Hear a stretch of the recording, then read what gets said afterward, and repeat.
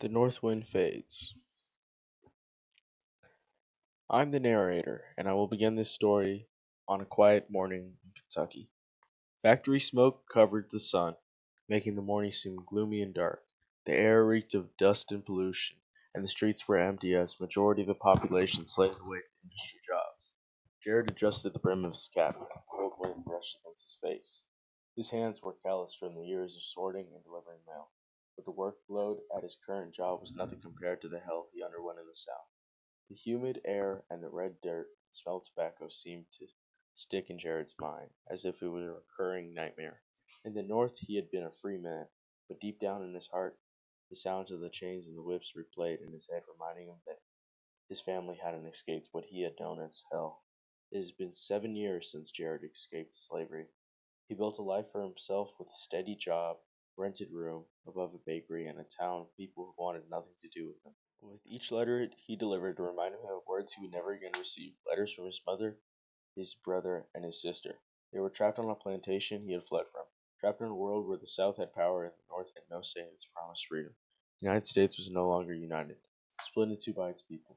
Political disputes, arguments between the North and South, and constant protests pro-war and anti-war abolition movements had become the new reality in the United States of America in 1860.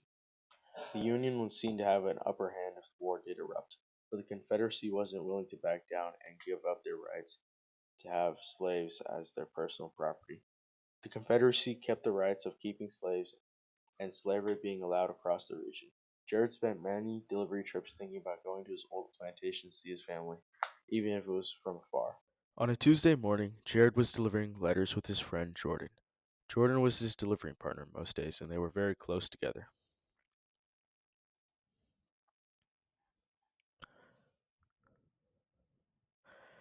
They were both on their way to deliver a letter, and the house they were delivering to was anxiously close to the border separating the North and South. As Jared passed the house, he saw something in his peripheral vision. He could not believe it, but there was a big red shack that he spent many days working in when he was enslaved. A powerful instinct hit Jared, and he knew he had to take his chance to see how his family was doing. Jordan, you know I have to get close. This might be my only chance. I don't know, man. You're crossing the border. You are free game for the slave owner if he sees you. I assured him I would take care of myself. Crossing the border, I found myself in a familiar situation after many years. An eerie feeling crawled down my spine as if a spider was webbing me up with my past memories and mistakes. The wind howled through the empty fields, warning me to turn back. I pushed through and sneakily made my way closer to my family.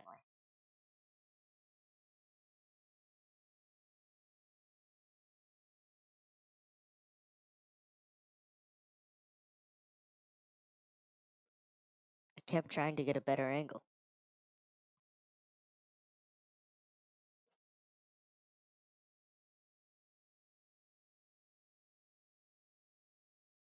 I could clearly see my mom and dad with my sister and my brother. As the day grew longer, I saw my family. My brother Leo was resting his head on a log, while my sister Kennedy was next to him. My mom and my dad were working on opposite sides of the field, looking tired. I felt guilty seeing my family. The sight changed me, and I knew exactly what I had to do. I was prepared to put my life on the line. As I made my way back to the other side to consult Jordan, I heard a familiar southern accent. My blood went cold, and I slowly turned around to face Mr. Gregory, my old slave owner. There I stood, making eye contact with him, but I quickly realized what this meant, and immediately I took off. I heard him call some friends to come chase me, and I knew now that not only did I put myself and my family in trouble, but also Jordan. I outran many of them due to my impressive acceleration and made it to the other side to Jordan. Quick, Jordan, come with me. Today is the day my family is free.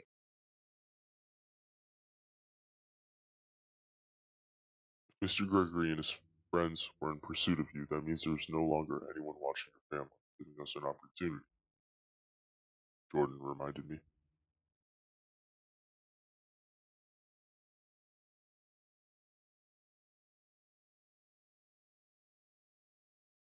A look of desperation and determination was shared between me and Jordan.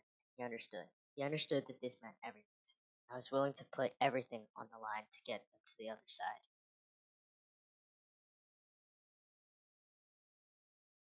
We made our way back to the other side of the border, ready to make a run and get my family. I spotted them again, running as fast as I could. I finally got to them. There was a moment of eye contact between me and my brother. The excitement, anxiety, and surprise were all kicking in.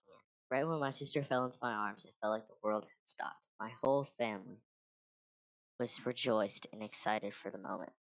Quickly, I told them the situation, and sense of excitement and relief quickly turned to nervousness and urgency to get out. We ran to the side where I came in.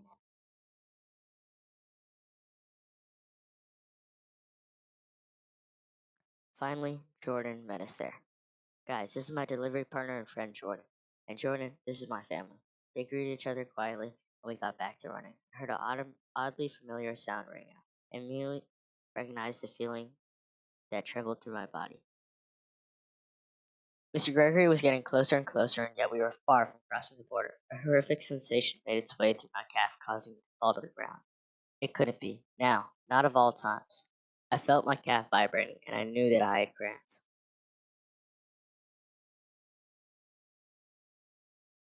My family quickly stopped, and my dad and my brother picked me up and kept going. This was it. This determined the rest of our lives.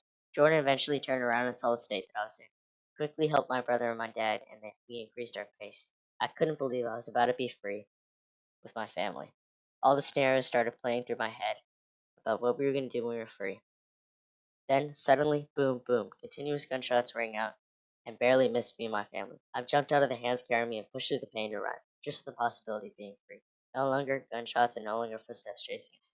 Was I conscious or had I just been shot and was in the afterlife? We made it, Jared. We made it, Kennedy exclaimed. The moment felt surreal. This was real life. I had escaped Mr. Gregory and his terrible friends and made it to the other side with my family. My family grouped together and we shared a beautiful family hug. There stood Jordan, exhausted and alone. Of course, we told him to join, and we all shared a long, meaningful hug. It has been a couple of months since me and my family were free in the north, and has been looking up since. I went back to my delivery job with Jordan, earning a decent salary, and my dad got a job and bought a small ranch for us to live in. My mom was always thanking Jordan, and my family treated him like one of our own. We were all at the dinner table eating, and then I realized they saved me, and I saved them. We saved each other.